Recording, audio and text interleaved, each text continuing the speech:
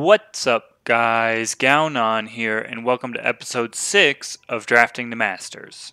This is going to be our final episode for season 3 of Drafting the Masters, and even though I already made Masters, I'm wanting to continue to produce content because I've been working to figure out this meta and I want to share that information with you guys. Because as I said when I first started this series, I had two main goals. One was to share my draft knowledge and the other was to have some fun. And I just love producing content and sharing it with you all. So hopefully you all are enjoying these Defiance drafts and they're helping you figure out the meta. So without further ado, let's get into the final draft of the season. Alright, pack one, pick one. We've got some interesting choices. Antique Polisher. I think this card is like fine, but I'm not super excited about the relic synergies within the set for draft. I think the safest faction pairing to kind of start out in is Skycrag because you can either go into Ixton or you can go into Genev. So I think Skycrag is kind of like the sweet spot of where you want to be, but obviously there are other options too. Deadeye is a 6-cost 5/5 with a Renown ability. The ability can be relevant, but it's not often that you're going to have a high-cost spell or weapon to put on this guy to get the full value out of him, so I don't love Deadeye a whole lot. I think Courier Albatross is a very reasonable card. A 2/2 flyer for 3 is fine, and late game, this card can just restock your hand and give you more gas when you and your opponent are in a top deck war. So I like this card quite a bit. Surveiller, I think, is one of the better pledge cards. Curator Spear is decent removal. Sauropod, I think, is solid too. But to stay the most open, I'm going to take Albatross here because I like it more than Polisher. Alright, this card, though, I have no idea what somebody took over a 2-cost 2/3 with the amazing ability to silence an enemy unit. So this card is just a straight bomb. Late game lets you take care of any quick draw, any lifesteal, any flying. So good. So yeah, there's no way I'm not picking this card. There is another Albatross, which is decent. Sandcrawler is a 3/3 for 3. Unmoored Valkyrie has surprised me. It's good in the Renown shell, obviously. And Oathkeeper's Hammer is even reasonable too. It doesn't look like much, but in the Renown style deck, it can lead to some pretty big life swings. But yeah, Bizarre Trickster is great, so I'm going to take that. Resolute Monk is a very aggressive 2-drop. I don't love that it gets pinged out by lots of effects, when it's not your turn and you've empowered it, so that's a little worrisome. Mass Entomancy, I don't love as removal, and Acantha's Outrider is decent if you have the relic synergies going on in your deck. With an Elysian base, we basically have only one option for a 3-color deck, and that's Genev. We could do other 3-color decks, but it wouldn't be a supported 3-color deck. But, maybe we just take the time card, stay the most open here, and maybe we end up in another one of the factions that has time in it. Display of Instinct, however, is a great reason to be in Genev and probably a pretty good signal that this lane is open for us. Beastmaster is very good, but then we would be ditching our time cards, and Bizarre Trickster very much wants us to be in time. So I think it's an easy display of Instinct here. I love the modes of this spell, mostly the dealing 4 damage to an enemy in a format where removal is at a premium. I think this card is very, very good. Alright, so if we're in Genev, time isn't our splash, so I think taking Scorpion here is fine. If you get cards like Parry or Dragon's Breath, that's another easy removal spell. And there's not much else here for us. We could pick the Lazy Fire main and be base Praxis and splash the Primal, but we don't really know yet, so I'm just going to take the time card, and I'm not that upset about losing the 3/3 for 3. Okay, Frostwave is a very good spell. Horde Leader is pretty expensive for what it does. I probably would just take Lazy Fire main over Horde Leader, but especially since we're not in like the renown colors of Ixtun, so yeah, I think it's an easy frost wave here for us, and that pushes us more towards fire being the splash color. But that's a little concerning because the fire or the cards that we're seeing come through are fire at the moment, but we'll see what happens. Wind Cloak, not super excited about that. I guess it is a relic and a power sink late game, but I don't think I really want another Scorpion, but I don't really need Hook or the token, because the token would only fix for fire at this point. So it's between Wind Cloak, Scorpion, and Iron Hook. I'm just going to take the Wind Cloak for the most Shift Stone, and maybe we actually do play this, I'm not sure. Wow, another Frost Wave. We will take that. There is Token of Knowledge, which is fixing for 2 of our colors, so that's worth noting as well. But I think Frost Wave is a very good fast spell, especially in a deck with cards like Resolute Monk that want to be pretty aggressive. Cartographer is a great 2-drop. There's also just the fixing of Token here. This is a pretty hard pick, honestly. I like Cartographer because it's a 2/1 for 2 that gives you card selection, and then fixing, I think, is pretty important. I mean, if you can play all your cards and your opponent is stuck trying to play one of their cards, you have the advantage. So I think I'm going to take Cartographer here, but Token is close second. We'll take the Mob Rule. I don't think I'll ever play Runic Protector. I guess it could be a pledge card for us, but I'll just take Mob Rule here.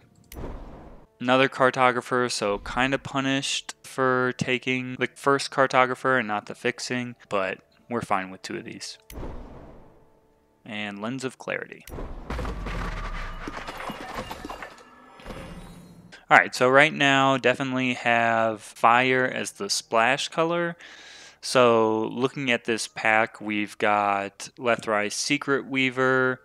Don't know how good that is in this format. There probably aren't a lot of spells that we really want to give up. Bold Adventurer, I think, is fine. Ruination Sledge could be worth splashing. I think the Spellcraft weapons are still very strong. Other option would be Ageless Sentinel, which I think is kind of filler. I'm going to take Bold Adventurer here. I think Bold Adventurer is still fine in the format, but it's not like a home run or anything like that.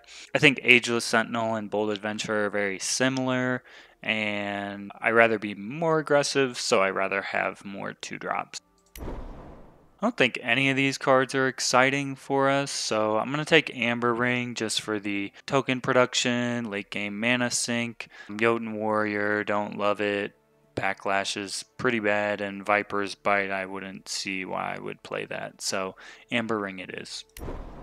Granite Ring could be a good splash for a finisher. There is an Oni Ronin here also, like maybe we're supposed to be pivoting and having Praxis as our base a little bit more. Could be an option, but I'm just going to take the Granite Ring. I think this is a good finisher when you're like tokens trying to go wide and stuff like that, so we'll take Granite Ring. Alright, so our options here are either Grenadin Drone or Aerial Ace. I think Grenadin Drone is probably the better card, but I don't think I'm ready to abandon Primal, so I'm just going to pick Aerial Ace. Praxis Banner is good for us, so we'll take the fixing here. Rakano Stranger fixes for us. We do not have any renown, so Healer's Cloak could be an option, but not a very exciting one. I'm going to take the Healer's Cloak here. Camel is fine, but not really doing a lot for us, so I'm going to take Dormant Sentinel. I think it's like reasonable top end for you, but obviously not exciting. I think Topaz Drake is better top end than Dormant Sentinel is. Once again, we could take Camel. We could take Last Rites for fixing, but don't really like sacrificing my units, so Topaz Drake it is. Dispel is good removal, so we'll take that. I guess we'll take Rally, but probably not play it. And then some more filler picks here. Skycrag Stranger is good fixing for us. Spear Diver, I don't love. Flash Freeze is pretty good, but I'm just going to take Skycrag Stranger for the fixing. Flash Freeze I think is reasonable here, probably better than everything else, so we'll take that.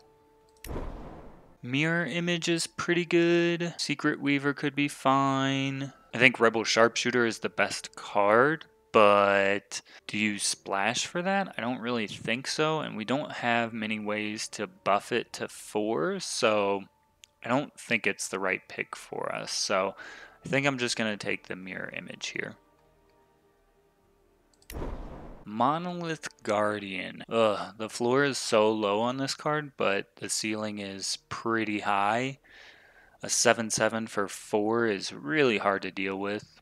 If I don't pick that, my other options are Spear Diver, Elysian Stranger, Bold Adventurer. I would probably lean towards Elysian Stranger and Spear Diver over the Bold Adventurer. But there's definitely part of me that's interested in the Monolith Guardian. Let's take it. See if we can get there. Ice Bow is another thing that pairs well with Deadly, so I kind of like that here. Yeah, I think it's probably our best option. Otherwise, we're picking Spear Diver or Violent Gust, which I think are also reasonable. Fasora is okay filler, and we won't splash for a double fire card with Wildfire Sensari, so we'll just take Ice Bow here. Okay, we've got all the fixing we want, so we'll just take a Skycrag banner since we want to try and fix for the fire side as much as possible. Could take Final Shot, but it's probably just better to take Voracious Fasora here, so we'll do that. Another Ice Bow, Bold Adventure. You have plenty of 2-drops, so yeah, I'm going to take a second Ice Bow here. Another Topaz Drake, probably not playing 2, but we'll take it. Spear Diver is fine, Final Shot is fine, and another Bold Adventurer. Ijin's Workshop. Well, we don't have any fixing for Justice, so I don't think that's the right pick here. Tunneling Gargantua, I think kind of fits in the theme that we have going with some of these potential relics that we're playing, like Wind Cloak. Could just be Mischief Yeti though, but hard to renown him when our options are like Ice Bows basically. This is so expensive, but it's also fixing for both our colors on turn 1. Kind of like that. Also kind of like Outrider here. Honeypot is even potentially reasonable. I just feel like 8 is way too expensive for this. Because even if we get a, best case scenario, we play one of these 3-cost relics and he's an 8/8 killer for 8. I'm just not super excited about that. I think I'm going to take the Outrider or the Mischief Yeti here. Honeypot is even reasonable. But I think we're doing pretty good on removal. If I take the Mischief Yeti, I get to be more aggressive, whereas this is kind of more high roll. So yeah, let's take the Mischief Yeti. Court Mage is just like a solid pledge guy, and we don't have many 4-drops while we have tons of 3-drops. Most of our 3-drops are not units though. Yeah, we're just going to take the Court Mage here. I think we'll take the token here for more fixing.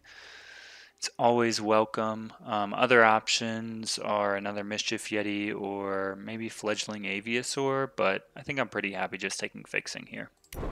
So Maddening Whisper could be like a finisher at the end of the game to bounce their guys. So I think I like that better than another Mischief Yeti or a Honeypot here, so we'll take that. Iceberg Shiny Finder, I think, is probably worth splashing. There is just another token for even better fixing. There's also Coastal Huntsman, but we've kind of shown that we don't have a lot of ways to trigger Renown, so that's not going to be that great.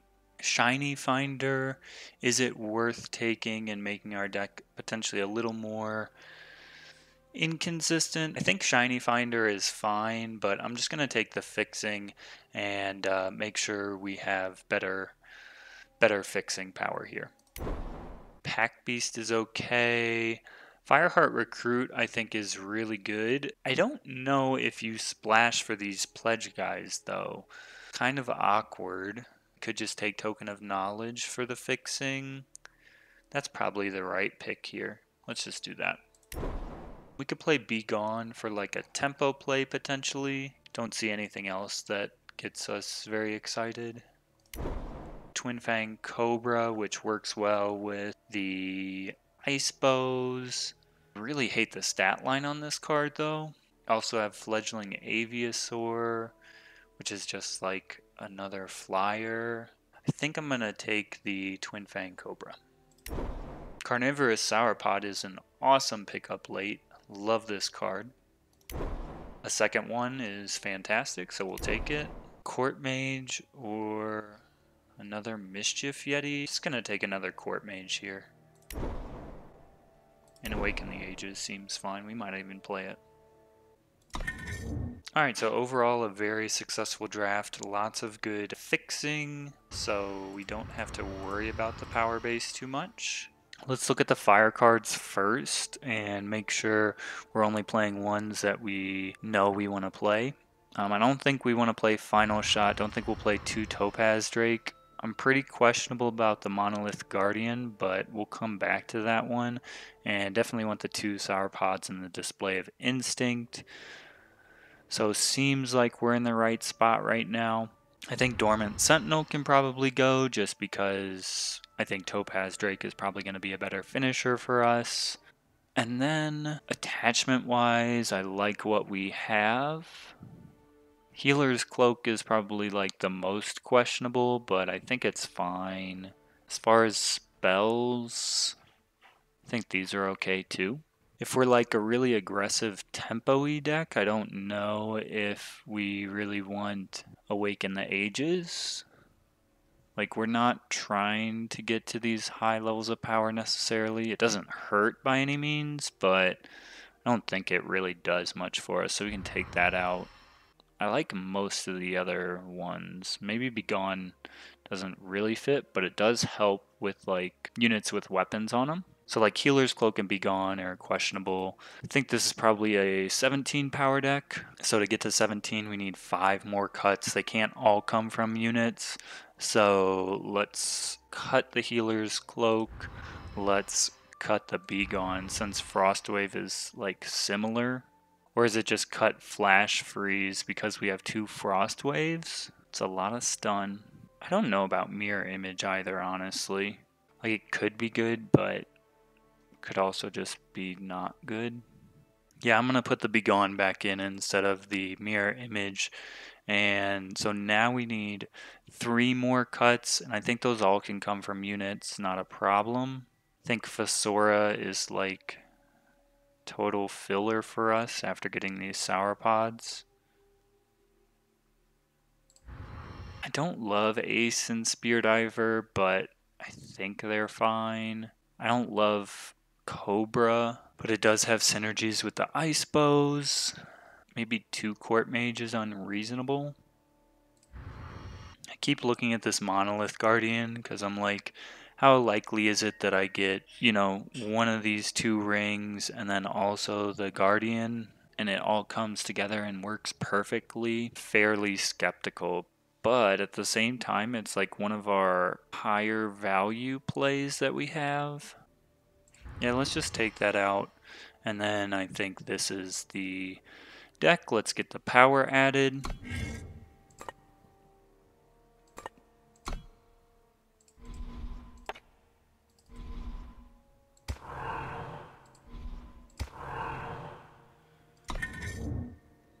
And then add power to the deck. So for 5 fire cards, right now we have 7. I don't think we need that many because a lot of these cards we don't mind if we play them on curve. Like Sauropod doesn't have to come down on 3. Topaz Drake, you know, will have a fire by turn 7.